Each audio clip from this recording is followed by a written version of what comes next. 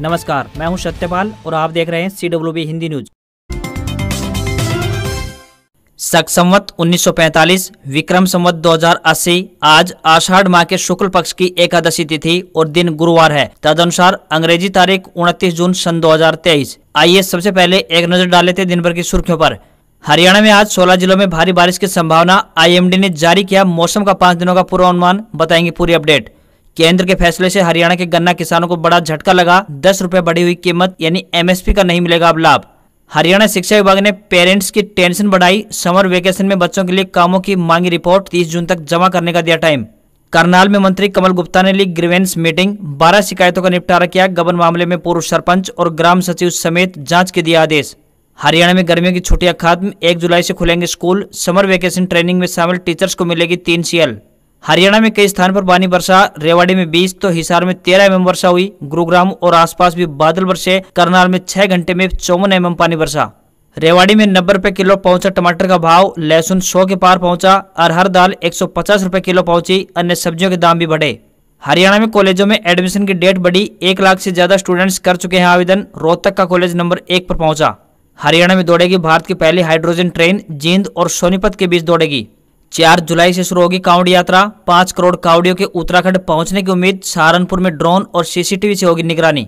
हरियाणा के किसान आधे दाम में खरीद सकेंगे कृषि उपकरण। सरकार दे रही है 50% सब्सिडी, बताएंगे पूरी अपडेट। इसरो जुलाई महीने में लॉन्च करेगा चंद्रयान 3। चांद पर लैंडिंग कामयाब हुई तो भारत ऐसा करने वाला चौथा देश होगा। और अब खबरें विस्तार से।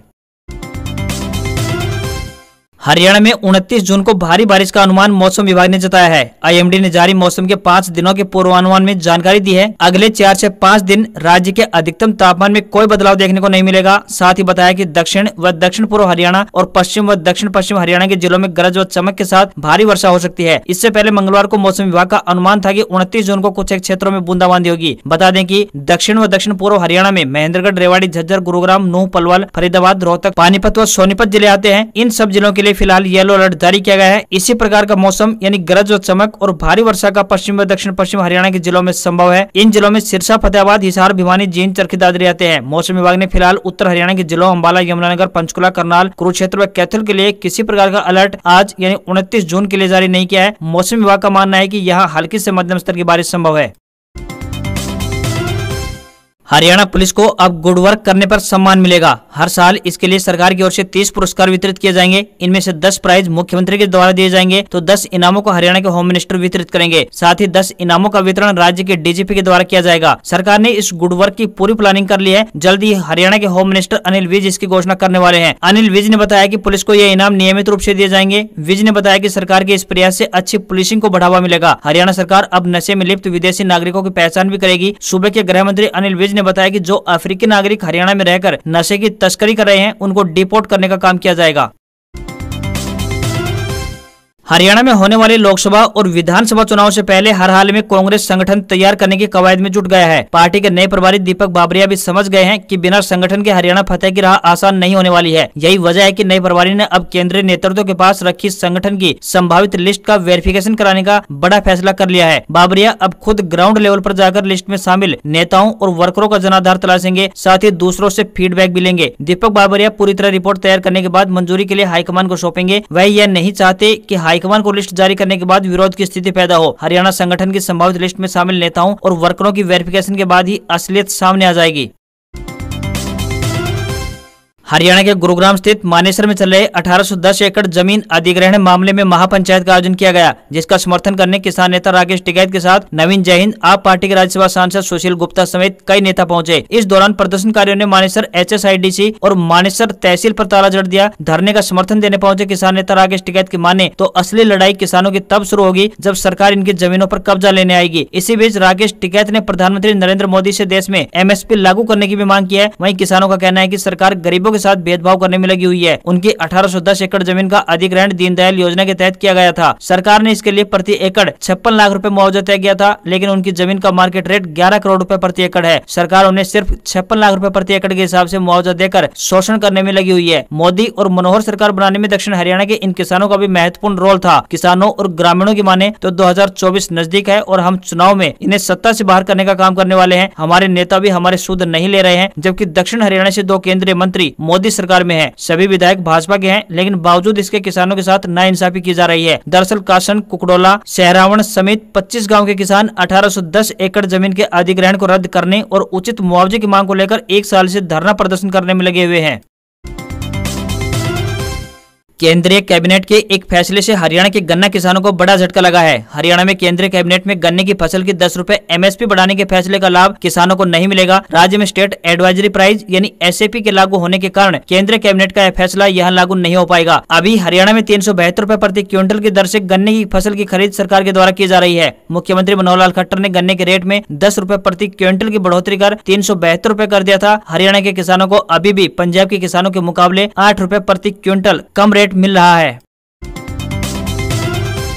हरियाणा शिक्षा विभाग के एक आदेश ने पेरेंट्स की टेंशन बढ़ा दी है। विभाग ने समर वेकेशन में बच्चों के द्वारा किए गए कामों की रिपोर्ट मांग ली है। इसके लिए विभाग ने पेरेंट्स को 30 जून तक का टाइम दिया है। विभाग ने पहली बार कहा है कि वे सरकारी स्कूलों में पहली से लेकर 5वीं क्लास तक पढ़ने वाले अपने बच्चों की मूल्यांकन रिपोर्ट तैयार करें। रिपोर्ट में बच्चों की जनरल नॉलेज, घरेलू कामकाज में सहभागिता, डेली यूज में घरेलू उत्पादों की पहचान करने की क्षमता को शामिल किया जाएगा। पेरेंट्स को विभिन्न श्रेणियों में निर्देशानुसार अंक देने को भी विभाग के द्वारा कहा गया है। प्रश्न पत्र गर्मी की छुट्टियों के होमवर्क में दिए गए कार्यों के आधार पर आधारित है और माता पिता अपने बच्चों के प्रदर्शन के आधार पर उन्हें नंबर देंगे।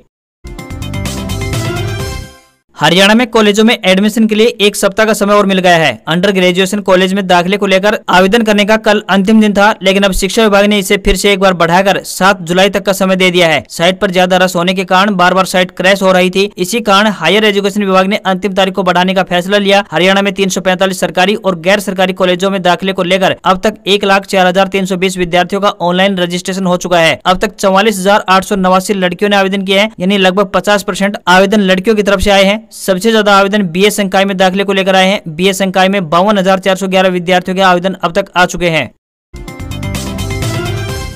प्रधानमंत्री नरेंद्र मोदी की अध्यक्षता में बुधवार यानी 28 जून को कैबिनेट की बैठक हुई। इसमें कई बड़े अहम फैसले लिए गए। केंद्रीय मंत्री अनुराग ठाकुर ने बताया कि कैबिनेट मीटिंग में सरकार ने अगले सीजन के लिए गन्ने के उचित और लाभकारी मूल्य यानी FRP को बढ़ाने का फैसला किया है। FRP को सत्र 2023-24 के लिए 310 रुपए प्रति क्विंटल से बढ़ाकर 315 रुपए प्रति क्विंटल किया गया है। सरकार के इस फैसले से 5 करोड़ से ज्यादा गन्ना किसान और इस पर आश्रित लोगों को फायदा पहुँचने वाला है। पिछले 9 सालों में बात करें तो गन्ने के रेट में 105 रुपए की बढ़ोतरी की गई है। FRP वह न्यूनतम मूल्य होता है जिस पर चीनी मिलें किसानों से गन्ना खरीदने का काम करती हैं। FRP में बढ़ोतरी से सीधा फायदा किसानों को होता है। साथ ही 2022-23 व 2024-25 के बीच 3 साल के लिए 3,68,676.7 करोड़ रुपए की यूरिया सब्सिडी का भी ऐलान कर दिया गया है। इससे पहले इसी महीने कैबिनेट बैठक में खरीफ फसलों के न्यूनतम समर्थन मूल्य यानी MSP में भी बढ़ोतरी की गई थी।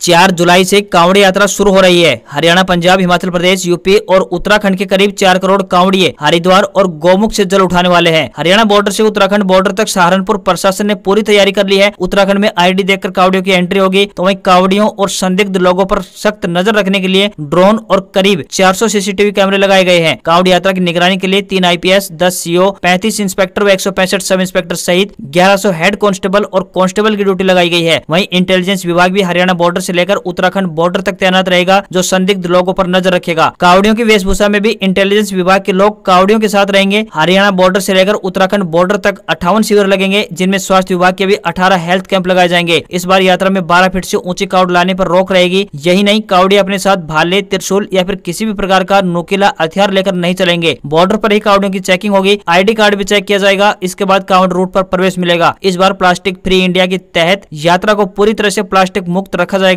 सिंगल यूज प्लास्टिक व थर्मोकोल पूरी तरह से बैन रहेगा। मिट्टी, लकड़ी व पत्ते के बर्तनों को शिविरों में यूज किया जाएगा।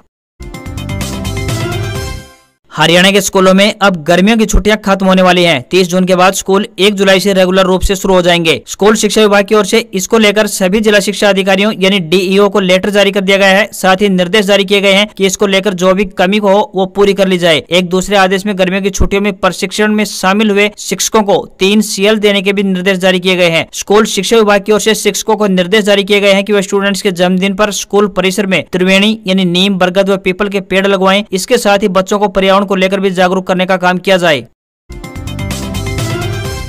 भारत का स्पेसशिप चांद पर उतरने को तैयार है। इसरो 13 जुलाई को दोपहर 2:30 बजे चंद्रयान-3 लॉन्च कर सकता है। न्यूज एजेंसी पीटीआई ने इसरो के अधिकारियों के हवाले से यह जानकारी दी है। हालांकि बाद में इसरो चीफ एस सोमनाथ ने बताया कि चंद्रयान 12 जुलाई से लेकर 19 जुलाई के बीच लॉन्च होना है। यान पूरी तरह से तैयार है। सारे टेस्ट पूरे होने के बाद लॉन्चिंग की सही तारीख की घोषणा की जाएगी। अगर चंद्रयान-3 का लैंडर चांद पर उतरने में सफल होता है तो भारत ऐसा करने वाला चौथा देश बन जाएगा। इससे पहले अमेरिका, रूस और चीन चंद्रमा पर अपने स्पेसक्राफ्ट उतार चुके हैं। चंद्रयान-2 मिशन को 22 जुलाई 2019 को लॉन्च किया गया था। करीब 2 महीने बाद 7 सितंबर 2019 को चंद्रमा के साउथ पोल पर उतरने की कोशिश कर रहा विक्रम लैंडर दुर्घटनाग्रस्त का शिकार हो गया था। इसके बाद से भारत चंद्रयान-3 मिशन की तैयारी में जुटा रहा। इधर रूस ने अपना मून लैंडर मिशन स्थगित कर दिया है। ऐसे में भारत के चंद्रयान-3 के पास रूस से पहले चंद्रमा पर उतरने का एक सुनहरा अवसर है। इसरो चीफ एस सोमनाथ ने कहा कि चंद्रयान-3 मिशन में हमें बहुत कुछ सीखने को मिलेगा और हम इतिहास रचेंगे। इसकी लॉन्चिंग श्रीहरिकोटा के सतीश धवन स्पेस सेंटर से होगी। भारत ने पहली बार 2008 में चंद्रयान-1 की सक्सेसफुल लॉन्चिंग की थी।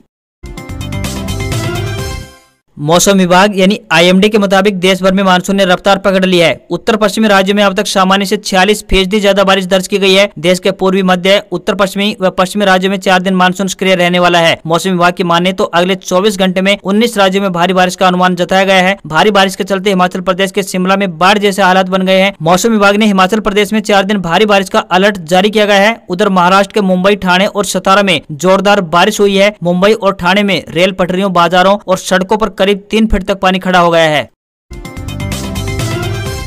हरियाणा कौशल रोजगार निगम के तहत विभिन्न पदों पर भर्तियां की जा रही हैं। यदि आप भी अभी इस भर्ती के लिए इच्छुक हैं तो आवेदन कर सकते हैं। आपको बता दें कि यह भर्तियां संविदा अर्थात कॉन्ट्रैक्ट आधार पर की जा रही है। इन पदों के लिए आप आधिकारिक वेबसाइट पर जाकर ऑनलाइन आवेदन जमा करवा सकते हैं। ऑनलाइन आवेदन करने की अंतिम तिथि की बात करें तो 4 जुलाई 2023 है। सभी वर्गों के उम्मीदवारों को आवेदन करने के लिए 236 रुपए का आवेदन शुल्क के रूप में देने होंगे। आयु सीमा की बात करें तो 18 वर्ष से लेकर 42 वर्ष के बीच होनी चाहिए। इन पदों के लिए उम्मीदवारों को ऑनलाइन आवेदन जमा करने होंगे।